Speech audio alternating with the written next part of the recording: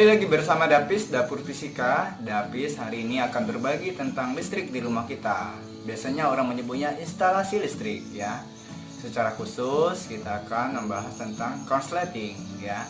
Siapa yang pernah lihat gedung, rumah, ruko ya itu terbakar akibat terjadinya konslet katanya.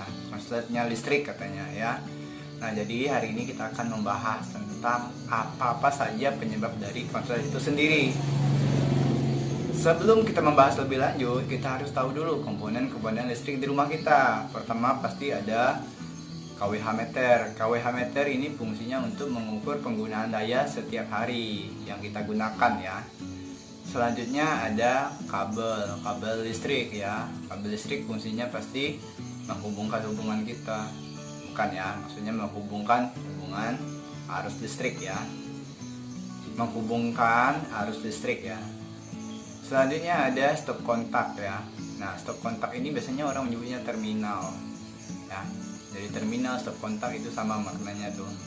Kemudian ada juga namanya saklar ya, on off untuk mematikan hidupkan lampu. Yang tidak kalah penting adalah lampu, karena listrik tanpa lampu rasanya tak punya listrik ya. Seperti itu.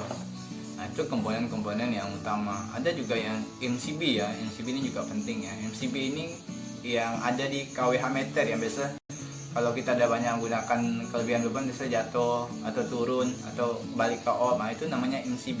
MCB ini terbagi menjadi dua. Ada yang milik PLN yang ditempel di kWh meter. Biasanya orang nyebutnya gardu. Ada juga MCB yang di rumah kita. Itu untuk membagi penggunaan arus gitu ya. Ada yang mau pakai mesin air, kulkas, ada pakai AC biasanya sendiri, lampunya sendiri MCB-nya biasanya buat kayak gitu ya. Nah, hari ini secara khusus saya akan membahas apa-apa saja penyebab dari konslet itu sendiri ya. Yang pertama ada kelebihan beban. Yang kedua ada terjadinya hubungan pendek atau hubungan singkat ya, kayak hubungan kita, hubungannya nggak jelas ya. Yang selanjutnya ada penumpukan arus pada satu titik. Jadi ada 3 secara umum ya yang sering terjadi ya. Nah, di sini saya akan membahas satu persatu. Yang dimaksud dengan kelebihan beban seperti apa? Orang Indonesia menggunakan tegangan listrik secara umum itu 220 volt ya. Nah, yang sering kita temui juga ketika kita pergi ke rumah-rumah orang, kebanyakan itu menggunakan kWh itu 900 watt. Ada juga yang menggunakan 2200 watt ya. Jadi itu yang paling sering yang kita temui di rumah-rumah kita. Nah, cara yang menentukan arus seperti apa? Jadi daya watt itu tadi 900 watt itu daya yang dipasang di kWh meternya. Nah, tinggal kita bagi dengan tegangan listrik yang orang Indonesia tadi 220 volt. Berarti kalau 900 watt dibagi 220 berarti ada 4 ampere listrik yang mengalir ya. Jadi kalau dalam fisika mau nyari daya itu P sama dengan arus I dikali dengan tegangan tuh P kayak gitu ya. Jadi kita bisa ngitung penggunaan daya di rumah kita masing-masing. Nanti tinggal jumlahkan aja semuanya kayak gitu.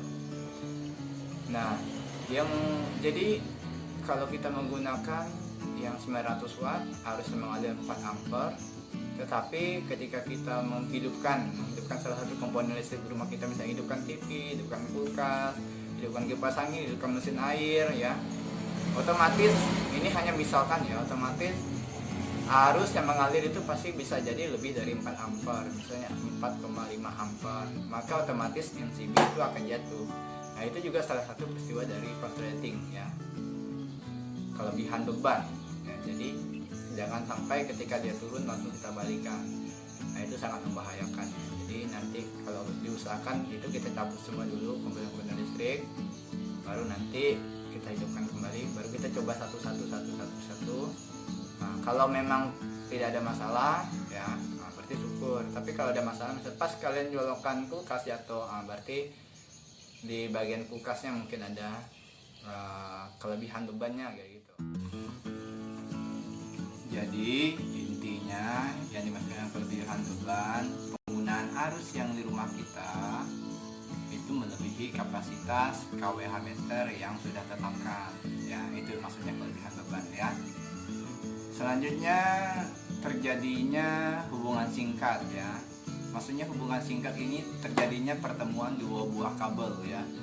Nah, secara umum itu kabel pasa dan kabel netral ya. Kalau kabel pasa itu biasa warna merah atau warna hitam. Kalau kabel netral itu biasa warna biru ya. Jadi saat kabel kalian itu terkelupas misalnya ya, kelupas atau rusak misalnya ya, otomatis kedua kabel ini ketemu. Saat kedua kabel ini ketemu itu terjadinya hubungan singkat. Nah, itu yang dimaksud dengan hubungan singkat. Artinya apa? Arusnya sangat besar gitu, melebihi kapasitas kWh meter yang sudah tetapkan ya. Jadi seperti itu. Di sini saya bisa tunjukkan kejadiannya ya. Saya tunjukkan ilustrasinya, gambarannya seperti apa. Di sini saya punya satu baterai, satu kancing baterai ya. Ada satu lampu LED, ini namanya lampu LED ya. Nah, ini namanya resistor. Di sini saya menggunakan resistor hambatan sebagai alat bantu agar saat saya sambungkan lampu ini ke baterai, lampunya tidak putus ya. Saya sambungkan dulu ya, saya sambungkan. Nah, kalau lampu LED yang panjang, kaki yang panjang itu positif ya. Jadi saya kasih merah. Kasih yang merah ya.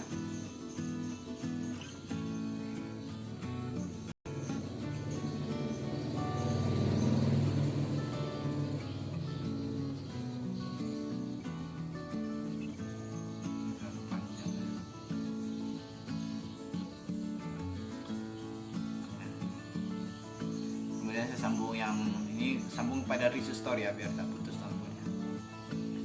Hanya memberikan ilustrasinya ya. Nah, ini lampunya hidup ya, lampunya hidup ya, hidup. Nah, yang disebut dengan hubungan singkat seperti ini kabelnya ketemu nih. Kalau di rumah kita tuh kan kabelnya nyatu nih, nyatu. Nah, saat kabel itu terkelupas, maka dua kabel ini ketemu gitu ya. Saat ketemu, maka lampunya akan mati kayak gitu ya. Jadi saat ketemu lampunya mati. Nah, ini dan disebut dengan hubungan singkat.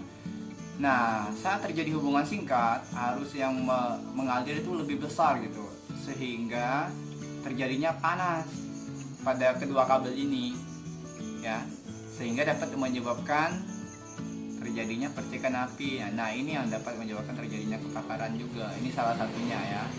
Jadi arus yang mengalir itu sangat besar dan sangat cepat ya. Meskipun NCB kadang kalau rusak NCB-nya ya, itu yang bahaya gitu, itu sangat bahaya. Maka bisa saja terjadinya percikan api dan menyebabkan terjadinya kebakaran ya. Jadi arus yang mengalir sangat besar dalam waktu yang singkat, suhu kabelnya panas, menyebabkan terjadinya percikan api sehingga dapat menyebabkan terjadinya kebakaran. Jadi seperti itu. Itu yang dimaksud dengan hubungan singkat ya. Seperti itu. Mudah-mudahan bisa dipahami ya. Penumpukan arus pada satu titik ya. Nah, itu nanti saya akan tunjukkan kejadiannya seperti apa yang dimaksud dengan penumpukan arus pada satu titik.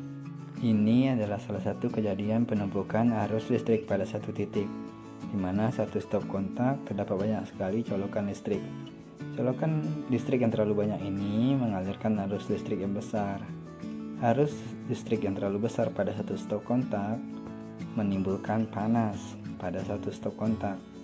Panas yang dihasilkan menimbulkan percikan api. Percikan api menyebabkan terjadinya kebakaran. Jadi sangat disarankan untuk tidak melakukan membuat colokan listrik yang terlalu banyak pada satu stop kontak. Kalau kalian memang mau, boleh membuat sambungan lagi terhadap satu stop kontak ini.